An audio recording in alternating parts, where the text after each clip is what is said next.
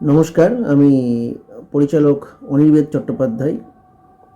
সম্প্রতি 11তম Indo Bangla international online film festival 2025-এ আমার পরিচালিত দুটি অনুছবি অর্থাৎ যে জন থাকে আড়ালে এবং উত্তরণ হিউম্যান বিয়ন্ড জেন্ডার নির্বাচিত হয়েছে এবং অফিসিয়ালি সিলেক্টেড হয়েছে।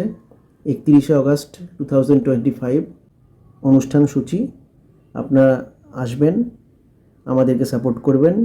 জুরি মেম্বার এবং ফিল্ম ফেস্টিভ্যালের সমস্ত কর্মকর্তাদের জানাই আমার প্রোডাকশন চরিত্রায়নের তরফ থেকে এবং আমার পুরো টিম চরিত্রায়নের তরফ থেকে অনেক অনেক ধন্যবাদ, শুভেচ্ছা এবং কৃতজ্ঞতা।